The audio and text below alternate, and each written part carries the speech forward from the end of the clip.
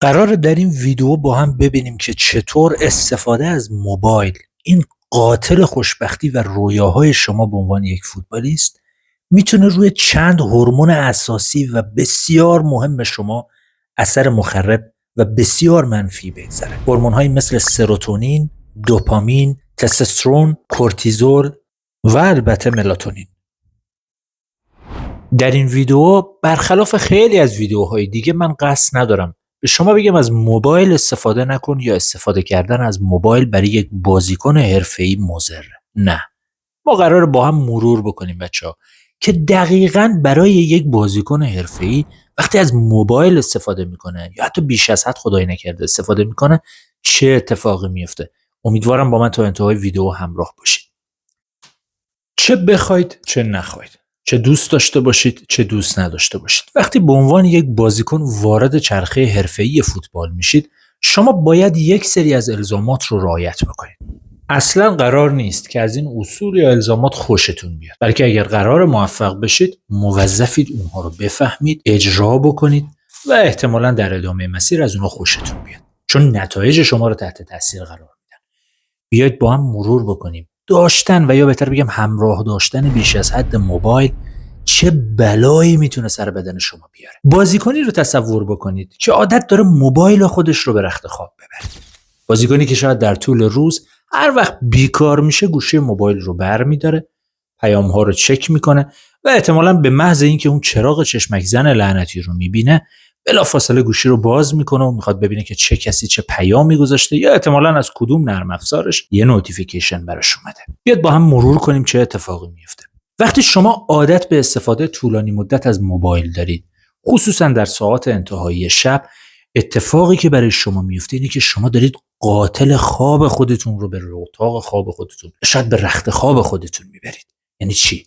اون نور آبی، اون استفاده از موبایل و حضور خود اون دستگاه در اتاق خواب شما دقیقاً میتونه مثل یک قرص سمی رفتار بکنه. اتفاقی که برای بدن شما میفته اینه: بدن شما به واسطه انتظاری که مغز شما و شاید بهتر بگم اعتیادی که مغز شما به دوپامین داره، مرتباً میل به این داره که تا فرصت هست یه نگاه دوباره ای هم به گوشی تلفن همراه بندازیم. شاید برای خیلی از شما این مطلب پیش اومده باشه و شاید همتون با من موافق باشید که خیلی از ماها وقتی حتی تلفن همراهمون رو بیانتن میکنیم احتمالاً 2 3 یا 20 بار اون رو از حالت بیانتن در میاریم، پیام ها رو یه چک میکنیم، دوباره یک اسکرولی میکنیم، یه چرخی توی اینستاگرام میزنیم و احتمالاً این چرخه چندین بار تا قبل از به خواب رفتن تکرار میشه. دقیقاً مغز شما همینجا یک اعتیاد بسیار شدید به یکی از شاید بشه گفت مهمترین، حساسترین و شاید اثرگذارترین هورمون ها از یک راه اشتباه پیدا میکنه. دوپامین همون هورمون پاداش مغزیه، یعنی اون چیزی که احتمالاً مغز شما رو به تکرار یک فعالیت و شاید بشه گفت به انجام دادن یک فعالیت سوق میده. دقت کنید، دوپامین همون هورمونیه که دقیقاً به مغز شما میگه این کار رو دوباره تکرار بکن. اون تکل موفق، اون ارسال دقیق، اون ضربه به موقع. شاید دوپامین هورمون پیروزی نباشه، یعنی هورمونی که بعد از پیروزی من و شما تجربهش میکنیم، اون سروتونینه، اما دوپامین همون عاملیه که من و شما رو به انجام دادن و شاید تکرار کردن یک کار به شدت وابسته میکنه. وقتی شما و شاید بهتر بگم مغز شما این دوپامین رو به جای تلاش کردن واقعی کف زمین، به جای تلاش کردن واقعی توی باشگاه یا شاید توی زمین فوتبال از طریق تلفن همراه به دست میاره، یه جورایی اعتیادش به تلفن همراه افزایش پیدا میکنه. یعنی حالا دیگه به جای اینکه انگیزه داشته باشه و میل داشته باشه که تمرین بکنه، احتمالاً عادت داره و عادت کرده به اینکه به شما یه جمله تکراری رو بگه، یه اسکرول دیگه بکن، یه چرخ دیگه توی اینستا بزن، یه نگاه دیگه بنداز ببین چه آدم بیکاری احتمالاً برای تو یه پیام داخل اینستاگرام یا واتساپ یا تلگرام گذاشته. این همون اتفاقیه که برای دوپامین، یعنی ارزشمندترین هورمونی که قرار شما رو سوق بده به سمت حرکت و تلاش، احتمالاً درون بدن شما رخ میده. اما سروتونین دومین هورمونیه که در اثر استفاده طولانی مدت که به گفته خیلی از منابع استفاده بالاتر یا بیشتر از 2 ساعت یعنی استفاده طولانی مدت. دیگه تفاوتی نداره که دلیلش چه اتفاقی بوده یا شما به چه دلیلی از تلفن همراهتون بیشتر استفاده کردید. دومین هورمونی که تحت تاثیر قرار میگیره سروتونینه. سروتونین همون هورمونیه که شاید ارتباط بسیار زیادی با خستگی مغزی داره.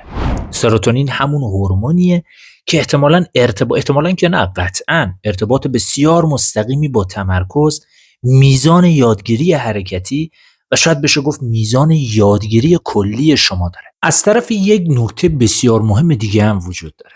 استفاده از تلفن همراه هم به مدت طولانی باعث یه اتفاق تلخ دیگه هم میشه. سروتونین ارتباط کاملا مستقیمی داره با میزان انرژی و سرخوشی شما. یعنی اگه جز اون دست از بازیکن‌هایی هستید که احتمالاً فکر میکنید یا حس میکنید سطح انرژیتون، میلتون به تمرین یا میلتون به تلاش کاهش پیدا کرده و یه جورایی دارید خودتون رو توی شرایط شبیه به افسردگی میبینید، شاید بشه گفت اشتباه نمیکنید. یعنی به واسطه استفاده زیاد از تلفن همراه مغز شما دچار یه نوع فرسایش و یه نوع خستگی شده. این خستگی به راحتی میتونه شما رو مستعد افسردگی بکنه. پس تا به اینجای کار فاتحه دوپامین و سروتونین شما خوانده شد. فکر میکنید کار تمومه؟ نه، صبر کنید. تستوسترون و سوماتروپین هورمون‌های بعدی هستن که ما قراره مرورشون بکنیم. آیا استفاده طولانی مدت از تلفن همراه حتی روی تستوسترون شما هم میتونه اثر بگذاره؟ پاسخ متاسفانه مثبته. اما چرا؟ یادتونه توی ابتدای ویدیو چی گفتم؟ گفتم استفاده طولانی مدت از تلفن همراه و یا استفاده اشتباه از اون میتونه روال خواب شما رو به هم بزنه. درسته؟ وقتی خواب شما تحت تاثیر قرار میگیره، یعنی یک عامل بسیار مهم که داخل اینستاگرام با هم مرورش کردیم تحت عنوان خواب عمیق یا REM یا خواب ریم شما تحت تاثیر قرار میگیره. نکته اساسی دقیقاً همینجاست. یعنی میزانی شاید در حدود 70 تا 80% از تستوسترونی که بدن شما بهش نیاز داره فقط در شرایط خواب عمیق ترشح میشه. وقتی خواب شما به هم میخوره به واسطه استفاده از تلفن همراه و کیفیت خواب شما کاهش پیدا میکنه و شما شاید بشه گفت به خواب عمیق کمتری دسترسی دارید، میزان ترشح تستوسترون بدن خودتون رو هم کاهش میده. یه نکته انتهایی هم وجود داره در مورد تستوسترون و اون اینه: سطح کورتیزول افرادی که خواب با کیفیتی ندارن به شدت بالا میره و فراموش نکنید یه جورایی رابطه معکوس بین این دوتا وجود داره. یعنی رابطه‌ای که بین کورتیزول و تستوسترون هست. وقتی سطح کورتیزول شما بالا میره، همون هورمون شاید بشه گفت منفی، درسته که عملکردهای خوبی هم داره و جاهایی برای ما استفاده میشه، اما در کل زیاد هورمون دوست داشتنی نیست. شاید خودش بعضی جاها برای ما استفاده خوبی هم داشته باشه، تاکید میکنم، اما زیاد هورمون دوست داشتنی نیست. وقتی سطح کورتیزول بالا میره، سطح تستوسترون شما پایین میاد. و نکته آخر در مورد تستوسترون، تلفن همراه شما میتونه تا حد زیادی روی بیضه ها به واسطه امواجی که تلفن همراه از خودش ساطع میکنه اثر منفی داشته باشه. و میدونیم آتروفی و تحت تاثیر قرار گرفتن و کوچک شدن بیضه ها یعنی تستوسترون کمتر. بریم سراغ هورمون رشد، هورمونی که شاید خیلی از بازیکن‌ها در موردش سوالات زیادی دارن. هورمونی که شاید باعث رشد قدی من و شما میشه، باعث ریکاوری من و شما میشه، هورمونی که هورمون شاید بشه گفت یکی از هورمون‌های اصلی عضله‌سازی برای من و شماست. این هورمون هم به واسطه استفاده طولانی مدت از تلفن همراه میتونه فاتحش خونده بشه. به همین راحتی. چرا؟ پاسخ اینجاست. استفاده از تلفن همراه همونطور که با هم مرور کردیم به شدت میتونه سیکل خواب شما رو به هم بزنه. وقتی شما از تلفن همراه خودتون در رخت خواب یا در ساعات انتهایی شب استفاده میکنید، یک پیام به مغز خودتون ارسال میکنید: هنوز روزه.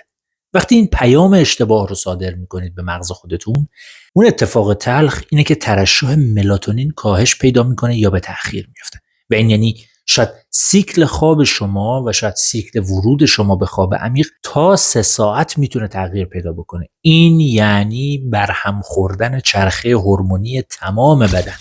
اتفاق تلخی که برای سوماتروپین میفته اینه که وقتی شما سیکل خواب خودتون رو به هم زدید، میزان ورود شما و میزان استفاده شما به شاید از خواب عمیق به شدت کاهش پیدا میکنه. وقتی میزان استفاده شما از خواب عمیق کاهش پیدا بکنه، ترشح سوماتروپین که حدود 70 تا 80% مشابه با تستوسترون فقط در زمان و در شرایط خواب عمیق ترشح میشه، کاملا به هم میریزه.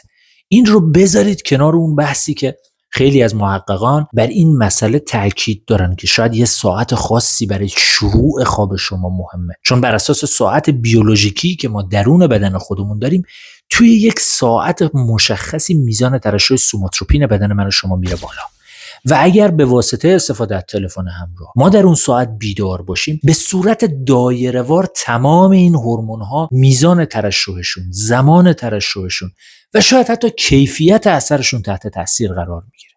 یعنی هورمون‌هایی که قراره برای شما عضله‌سازی بکنن، قراره بدن شما رو ریکاوری بکنن و قراره به رشد و موفقیت شما کمک بکنن، به خاطر یک استفاده ناشیانه از یک، شاید بشه گفت، وسیله غیر ضروری مثل تلفن همراه، فاتحه‌شون خونده شده. این فاتحه‌شون خونده شده یک واژه علمیه، شاید در خودش خیلی مسائل و مفاهیم رو داشته باشه که برای ویدیو و بیان کردنش توی ویدیو شاید مناسب نباشه، اما به این معناست که به زبان ساده یک اشتباه کوچک و به ظاهر یک عادت غیر خطرناک میتونه کاملا خطرناک باشه.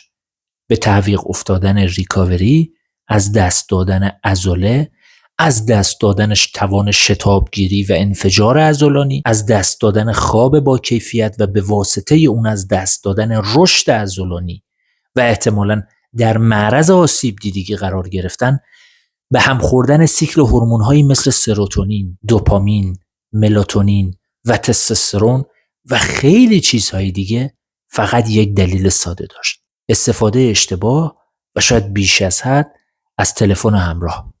تلفن همراهی که قرار بود در خدمت من و شما باشه، ولی امروز خیلی از جوانای ما، خصوصا خیلی از بازیکن‌ها، تبدیل به برده اون شدن. برده احساسات زودگذر خودتون و برده دوپامین‌های مجازی نباشید. متشکرم.